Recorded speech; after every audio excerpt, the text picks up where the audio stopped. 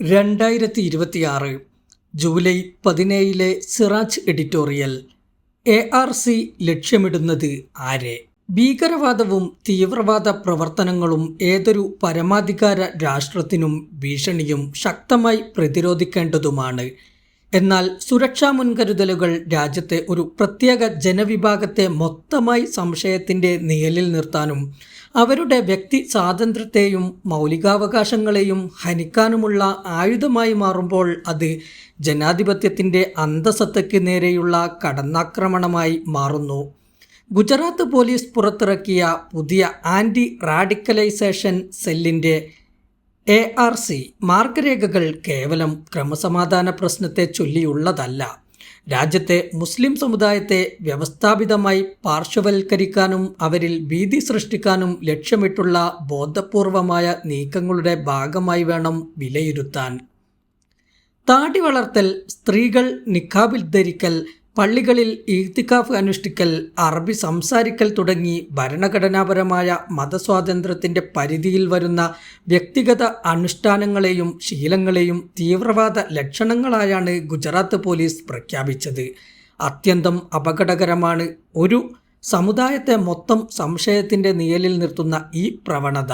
ഭരണഘടനാ അനുച്ഛേദം 25 അനുസരിച്ച് ഓരോ പൗരനും ഇഷ്ടമുള്ള മതം വിശ്വസിക്കാനും പ്രചരിപ്പിക്കാനുമുള്ള മൗലികാവകാശമുണ്ട്. ഒരു മുസ്ലിം പുരുഷൻ താടി വളർത്തുന്നതും സ്ത്രീ നിഖാബ് ധരിക്കുന്നതും പള്ളിയിൽ ഈത്തിക്കാഫിരിക്കുന്നതും അവരുടെ വിശ്വാസത്തിൻ്റെ ഭാഗമാണ്. ഇത്തരം കാര്യങ്ങളെ രാജ്യ സുരക്ഷയ്ക്ക് ഭീഷണിയാകുന്ന തീവ്രവാദ പ്രവണതയായി കാണുന്നത് പൗരൻ്റെ ഈ ഭരണഘടനാ അവകാശത്തിനു നേരെയുള്ള വെല്ലുവിളിയാണ്. നേരത്തെ താടി വളർത്താത്ത ഒരു വ്യക്തി പിന്നീട് താടി വളർത്തുന്നതോ വസ്ത്രധാരണത്തിൽ മാറ്റം വരുത്തുന്നതോ കുറ്റകൃത്യമല്ല, അയാളുടെ വ്യക്തിപരമായ സ്വാതന്ത്ര്യമാണ്. അതിനെ കുറ്റകൃത്യവും തീവ്രവാദവുമായി ആരോപിക്കുന്നത് നിയമത്തിൻ്റെ ദുരുപയോഗമാണ്. തീവ്രവാദത്തിനെതിരായ എല്ലാ നടപടികളും ഭരണഘടനയുടെ 4 ചുവരുകൾക്കുള്ളിൽ ഒതുങ്ങേണ്ടതുണ്ട്. ഒരു ജനാധിപത്യ രാഷ്ട്രത്തിൻ്റെ ശക്തി പൗരന്മാർ അകാരണമായി ഭരണകൂടത്തെ ഭയപ്പെടുന്നതിലല്ല, നിയമം നീതിപൂർവകമായി പ്രവർത്തിക്കുമെന്ന് അവർ വിശ്വസിക്കുന്നതിലാണ്. ആ വിശ്വാസം സംരക്ഷിക്കുകയാണ് തീവ്രവാദ വിരുദ്ധ പോരാട്ടത്തിൻ്റെ ഏറ്റവും വലിയ ആയുധം. ഇന്ത്യയിൽ ഭീകരവാദ നിയമങ്ങളുടെ പ്രയോഗവൽക്കരണ ചരിത്രം പരിശോധിച്ചാൽ ന്യൂനപക്ഷങ്ങൾക്കെതിരെ വ്യാപകമായി ദുരുപയോഗം ചെയ്യപ്പെട്ടതായി കാണാം. UAPA, ഠാഡ, പോട്ട തുടങ്ങിയ കരിനിയമങ്ങൾ ചുമത്തി വർഷങ്ങളോളം ജയിലിൽ അടക്കപ്പെട്ടവരിൽ ഭൂരിഭാഗവും മുസ്ലിം യുവാക്കളാണ്. 10-15 വർഷത്തെ തടവിനുശേഷം കോടതി അവരെ നിരപരാധികളെന്ന് കണ്ട് വിട്ടയച്ച സംഭവങ്ങൾ നിരവധി. ഗുജറാത്ത്, ഉത്തർപ്രദേശ് തുടങ്ങി BJP ഭരണ സംസ്ഥാനങ്ങളിലെ പോലീസിൻ്റെയും ഭരണകൂടത്തിൻ്റെയും പ്രവർത്തനങ്ങളിൽ ഈ ഏകപക്ഷീയമായ നിലപാട് പ്രകടമാണ്. വിദ്വേഷപ്രസംഗങ്ങൾ നടത്തുന്ന മതന്യൂനപക്ഷങ്ങൾക്കെതിരെ ആയുധമേന്താൻ പരസ്യമായി ആഹ്വാനം ചെയ്യുന്ന വലതുപക്ഷ തീവ്രവാദ സംഘടനകൾക്കെതിരെയോ പശു സംരക്ഷണത്തിൻ്റെ പേരിൽ നിരപരാധികളെ തല്ലിക്കൊല്ലുന്ന സായുധ സംഘങ്ങൾക്കെതിരെയോ നിയമപാലകരും സർക്കാരും നടപടി സ്വീകരിക്കാറില്ല.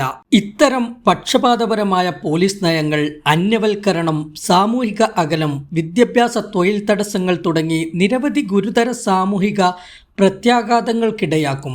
തങ്ങൾ എപ്പോഴും നിരീക്ഷണത്തിലാണെന്ന ബോധം മുസ്ലിം യുവാക്കളിൽ വ്യവസ്ഥിതിയോടുള്ള അന്യവൽക്കരണവും അരക്ഷിതാവസ്ഥയും വർദ്ധിപ്പിക്കും. ഇതര സമുദായാംഗങ്ങൾക്ക് മുസ്ലിങ്ങളെക്കുറിച്ച് സംശയ മനോഭാവം വർദ്ധിപ്പിക്കാനും വഴിയൊരുക്കും.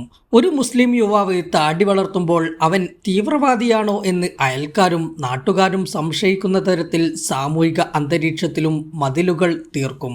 സംശയം എത്ര ശക്തമായാലും അത് തെളിവിനു പകരമാകില്ലെന്ന തത്വം സുപ്രീം കോടതി പലപ്പോഴും ആവർത്തിച്ചതാണ്. ക്രിമിനൽ ന്യായവ്യവസ്ഥയുടെ ഈ അടിസ്ഥാന തത്വം പോലീസ് അന്വേഷണങ്ങൾക്കും ബാധകമാണ്. നിരോധിത സംഘടനകളുമായുള്ള വ്യക്തമായ ബന്ധം, ഭീകരപ്രവർത്തനങ്ങൾക്ക് സാമ്പത്തിക സഹായം, തീവ്രവാദ പ്രസ്ഥാനങ്ങളിലേക്ക് റിക്രൂട്ട്മെന്റ്, ആക്രമണ ആസൂത്രണം, സ്ഫോടക വസ്തുക്കളുടെ ദുരുപയോഗം തുടങ്ങിയ ഗുരുതര കുറ്റകൃത്യങ്ങളെയാണ് UAPA പോലുള്ള നിയമങ്ങൾ ലക്ഷ്യമാക്കുന്നത്. ഈ നിയമത്തിലെവിടെയും മതപരമായ വസ്ത്രധാരണമോ താടിയോ കുറ്റകൃത്യത്തിൻ്റെ ലക്ഷണമായി പറയുന്നില്ല.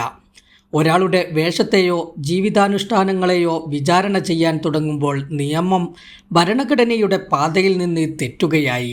ഗുജറാത്ത് പോലീസിന്റെ വിവാദ മാർഗരേഖയ്ക്കെതിരെ മനുഷ്യാവകാശ സംഘടനകളും സിവിൽ സൊസൈറ്റിയും മതേതര രാഷ്ട്രീയ നേതാക്കളും ശക്തമായി രംഗത്തു വന്നിട്ടുണ്ട്. ഭരണഘടന ഉറപ്പു നൽകുന്ന തുല്യതയ്ക്കും നിർഭയമായി ജീവിക്കാനുള്ള അവകാശത്തിനും വിരുദ്ധമാണ് ഈ നടപടിയെന്നവർ ചൂണ്ടിക്കാട്ടുന്നു. ഈ വിവാദ മാർഗരേഖ എത്രയും പെട്ടെന്ന് പിൻവലിക്കാൻ സർക്കാർ സന്നദ്ധമാകേണ്ടതുണ്ട്. ജുഡീഷ്യറിയും മനുഷ്യാവകാശ സംഘടനകളും വിഷയത്തിൽ ഇടപെടേണ്ടിയിരിക്കുന്നു.